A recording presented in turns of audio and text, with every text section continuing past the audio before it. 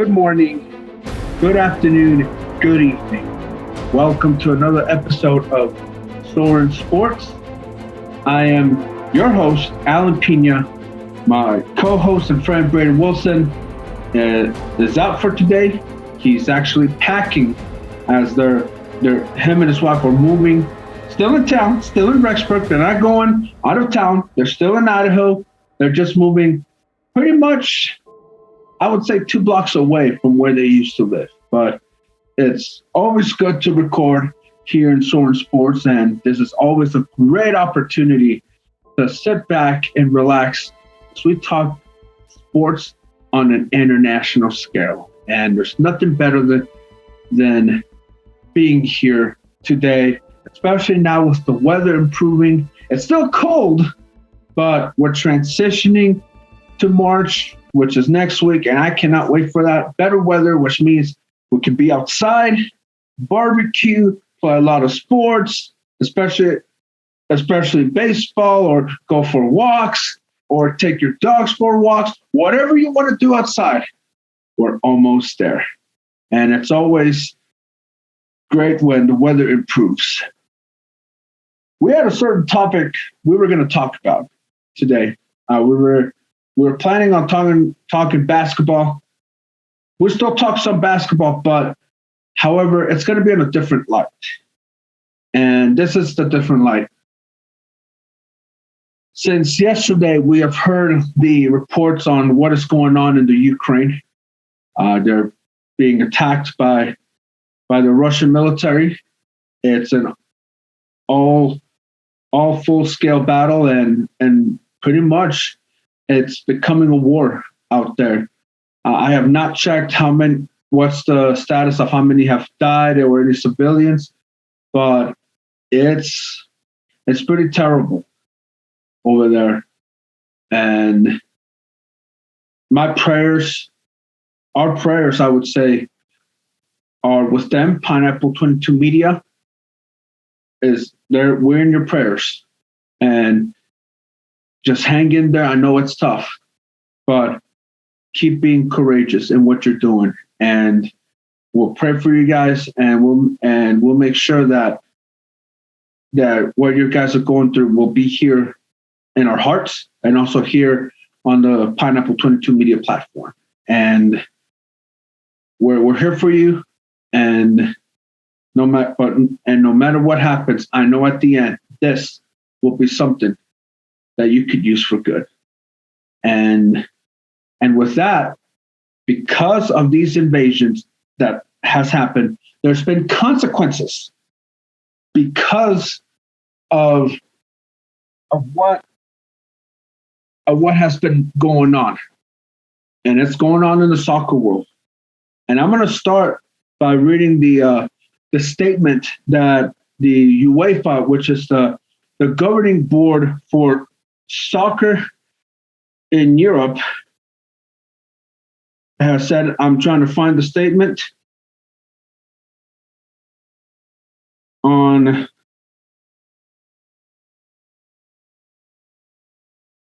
Okay, here it is. It took me a bit to find it, but it's okay. But I'll start with the statement that UEFA just sent yesterday. Here's the full statement. Just be patient with me. It takes a bit. Here's the full statement. UEFA shares the international community's significant concern for security situation developing in Europe and strongly condemns the ongoing Russian military invasion in Ukraine. As the governing body of European football, UEFA is working tirelessly to develop and promote football according to common European values such as peace and respect for human rights. In spirit of the Olympic Charter, we remain resolute in our solidarity with the football community in Ukraine and stand ready to extend our hand to the Ukrainian people. We are dealing with this situation in utmost seriousness and urgency. Decisions will be taken by the UEFA Executive Committee and announced tomorrow. Well, that was a statement made when the attacks was made. Now here are some of them. Number one, the UEFA Champions League, the biggest competition of soccer. You could say Europe, but also soccer for the club level. The final was supposed to be in St. Petersburg. Now, today, they just announced a new location. We're going to Paris. We're going to France. And there's a lot of stuff that I know UEFA has gone away with, but this is probably the light that they need. Changing it from Russia to St. Petersburg to Paris. Perfect. And I applaud UEFA for doing this. What does this mean? Well, it's a start of what Russia will have to deal with when you make moves like that. Like when you decide to invade a country like that for just no reason, look what's happening. Your big time event that will showcase the world how great how Russia is and how it promotes its soccer, well, that's not going to happen because it's going to go to France, who they always do a great job in bringing great soccer, and they know what they're going to do. So France will not disappoint, or I would say Paris will not disappoint. Another consequence, 3 national teams, Poland, Sweden, and the Czech Republic, they have petitioned the UEFA to not have those exhibitions in Russia, to have them somewhere else or not play them. And I understand that. At first I was like, what are they talking? Why? But I see why. And I actually applaud what they're trying to do. We don't want to play these guys because especially there, no way. I applaud what they're doing. We don't know if that's going to happen, but I know UEFA is working tirelessly to get there. And what else can you say? Those 3 teams saying, no, we're not playing, it's a clear sign that, again, they're losing it. It seems like they can't get out of the news. Really. First with the Olympics, now this. I don't know what to think of it. Really, it's just, all I can think of it is, be smarter than that. Be smarter than that. It got me thinking, all of this. 3 years of 2018, we saw Russia in its soccer. Wow, everybody. Upset Spain in the round of 16. I thought Spain was going to go deep. Semifinals at least. But I was wrong, and a lot of people were wrong. And they almost made the semifinals but they lost to Croatia in the quarters. I thought, okay, maybe there's something. But this, my hope is that they learn from this as well, because Russia can't go through this anymore. They have to be smart. The people around them have to be smart. And it's also great that someone like Alex Ovechkin, the biggest star in the NHL from Russia, stating, no war, we want peace. Someone standing up from Russia, an athlete, I applaud that. There should be more Russian athletes saying no. And I know it's going to be tough because I know they're heroes over there, and pulling something like this may be crazy, but they should be applauded of doing this. But all I can say is that they have to get back to just being sports and not just wanting to take over this or that. But look, I'm not an expert in politics and all. We're talking sports now. So all I can say is they need to get their act together. And losing the Champions League, think about that. You're losing the biggest event in the world every year. It happens every year. And you're losing it, and who knows if you're going to get it back. And also, I just found a report. I was reading this on Sports Illustrated that there's some of the Olympic Committee that they're saying they should not have any events in Russia, like World Championships or Olympics. Go right ahead. I agree with that report. I think it should that should be followed. And how it's done, well, that's something for them to figure that out. But in my opinion, UEFA doing this is only the beginning. It's only the start. And now there's also athletes who are still in the Ukraine or they're playing elsewhere, and they're being affected by it. Alexander Zhivchenko, the left back for Manchester City, saying he's staying in Manchester, and it was tough. And I would have understand if he would have left to go be with his family. But I also applaud the courage that, you know what, I'm staying here, but I'm still going to be advocating. And I really applaud that. It is tough seeing your home country in war while you are playing in another country.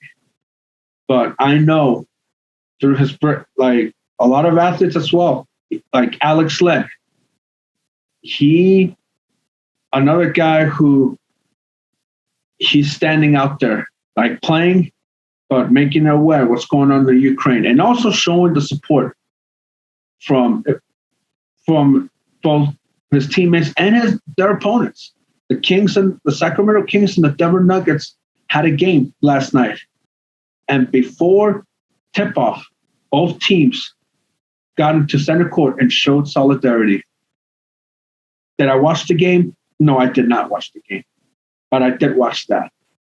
And that to me is the power that athletes carry around the world. Because it's not just about activism, it is about coming together and showing, hey, of all races, we're with you. We're with you. And this has to stop. And these events, you get them not just because, it's great infrastructure and all, but how are you doing it? How are you doing it? Like we always, when we hear stories of success and overcoming obstacles, that is the bigger headline. That is what we want to talk about. Not what we're just talking about, like scandals and losing sporting events because of the dumbness of wanting more. We've seen this before every time in sports history. We have boycotts in both Summer Olympics of 80 and 84. We've also seen the mass shooting at Munich in 72 with what happened with the Israelis. We've seen a lot of politics, especially in 1978 in Argentina, the World Cup, under the dictatorship of Rafael Videla. Several people were still suffering under his dictatorship. That's what sports and politics does. Like they go together. I know it doesn't. I know it shouldn't. But when you have leaders like that, then it makes you think it should and must. And what's next for the Russian sporting teams? I don't know what is next. But for Ukraine, I know this for sure. I've seen pictures and also a speech where the mayor of Kiev, a former world heavyweight champion, Vitaly Klitschko, I think it's Vitaly or Vladimir, the mayor, I don't know. But I've seen them both said, we're not quitting. We're gonna persevere and we're gonna fight. That is the spirit of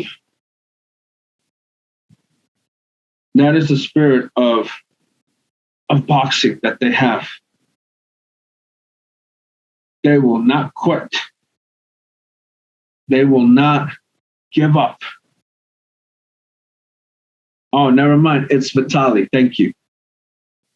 Vitaly Klitschko said it. We're not going to quit. We're going to fight. And that shows the fighting spirit of Ukraine. And our prayers are with you.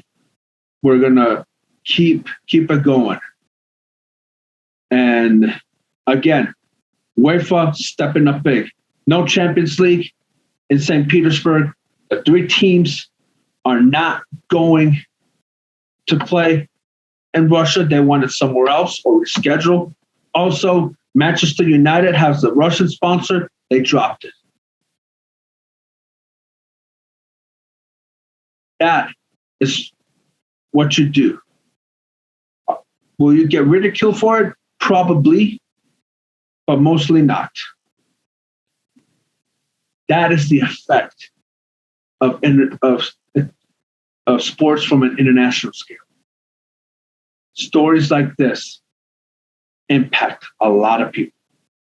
And I know for sure sometime Kiev will rise up, will do well, and we'll see a sporting event in Kiev.